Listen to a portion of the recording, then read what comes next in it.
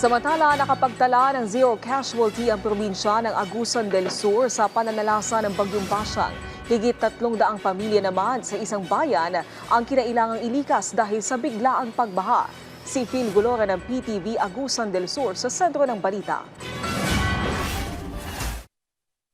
Nakaranas ng mataas na level ng baha ang ilang lugar sa Agusan del Sur dahil sa malakas na ulan na dala ng Bagyong Basyang kahapon sa bayan ng Rosario, Agusan del Sur. Base sa datos ng MDRMO Rosario, umabot sa 339 kapamilya ang inilikas dahil sa patuloy na pagtaas ng baha.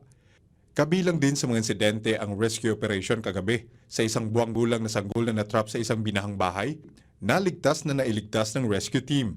Sir, kagahapon sa hapon is sa pagpahigayon o preemptive evacuation, natay mga evacuees nga 339 families gikan sa nagkalain-lain nga barangay. Unsi ka barangay din sa Lungsod sa Rosario or 103,079 individuals. Agad ding nakatanggap ng paunang tulong ang mga evacuee tulad ng family food packs sa kasalukuyan dahil sa pagbuti ng panahon at paghinto ng tuloy-tuloy na ulan sa lalawigan. Unti-unti nang nakauwi ang mga evacuee sa kani-kanilang mga tahanan matapos masuri ang kalagayan ng kaligtasan sa kanilang mga komunidad. Overnight dito sila sa kiniyang atong sa evacuation center o karong buntag sa among pag-follow up. Doon na 547 ka mga individuals nga tuanan ibalik na sa ilang tagsa-tagsa ka panimalay. Mayroon ding ilang kalsada na pansamantalang hindi madaanan dahil sa mga punong kahoy na natumba sa gitna ng mga daan. Gayunman, dahil sa mabilis na pagtugon ng kani-kanilang LGU, agad itong nalinis at ngayon ay passable na sa lahat ng uri na sasakyan.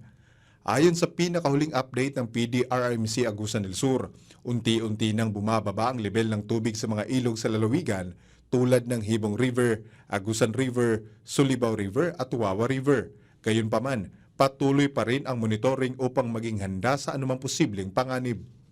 When it comes to damage to properties, wala pa tayong natanggap na exact amount, pero nakatakdang ma-deploy ngayong araw yung mga miyembro ng rapid damage assessment or RDA na team ng PDRRMC para ma-check gaano kalawak yung naging pinsala ng Bagyong Basyang dito sa probinsya ng Agusan del Sur. As of February 5, 2026, wala namang naitalang nasawi, nasugatan o na-missing dulot ng Bagyong Basyang.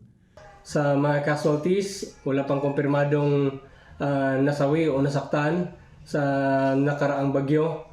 At pero sa ngayon, hinihintay pa natin na makapasok lahat ng mga reports mula sa mga local DRM dito sa probinsya ng Agusan del Sur. Sa ngayon, patuloy pa rin ang kanselasyon ng klase sa lahat ng antas ng paaralan sa buong lalawigan, pati na rin ang suspensyon ng operasyon ng mga tanggapan ng gobyerno mula pa kahapon upang masiguro ang kaligtasan ng lahat ng kawani at mga mag-aaral. Phil Golora ng PTV Agusan del Sur para sa Pambansang TV sa Bagong Pilipinas.